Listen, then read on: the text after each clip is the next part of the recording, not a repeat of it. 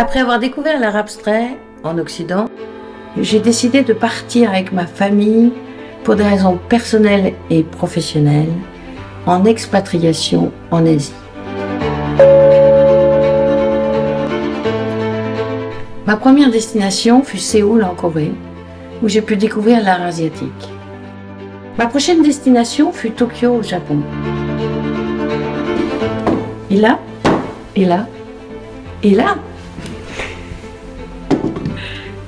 j'y ai découvert la laque japonaise.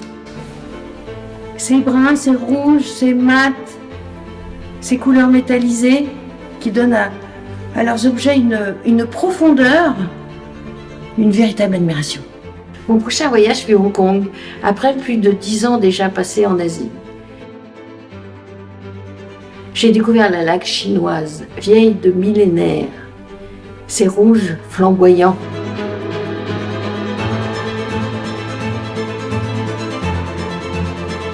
Ces couleurs brillantes grâce à des polissages minutieux, des incrustations de nacre. Une pure merveille.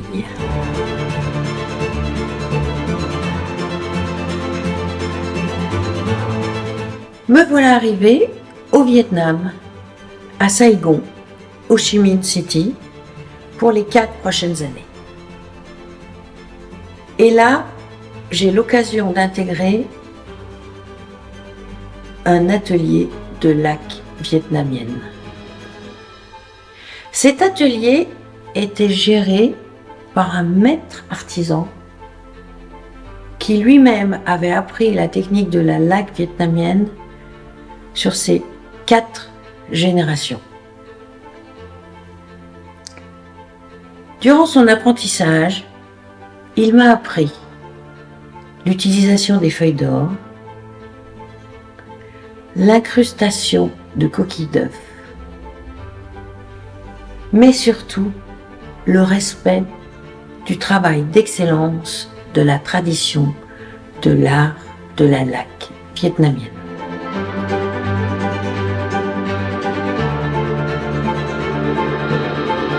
Je dirais que depuis ce temps-là, la laque ne m'a jamais quitté.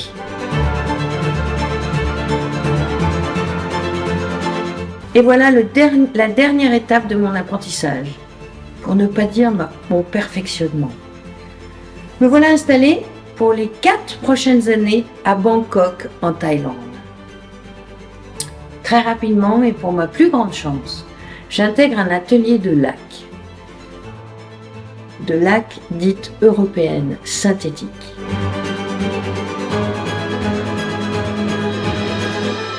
Et durant ces 4 années, je me rends 3 à 4 fois par semaine avec mes amies laqueuses et nous perfectionnons nos techniques.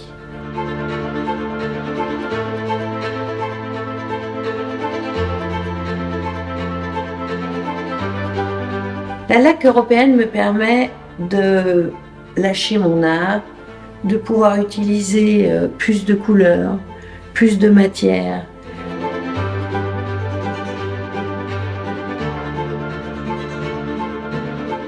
De travailler la laque de façon abstraite.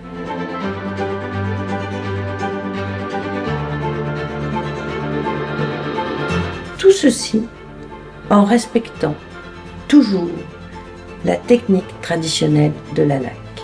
Ce fut pour moi un véritable épanouissement. Après 15 ans d'apprentissage, il est temps maintenant pour moi de voler de mes propres ailes.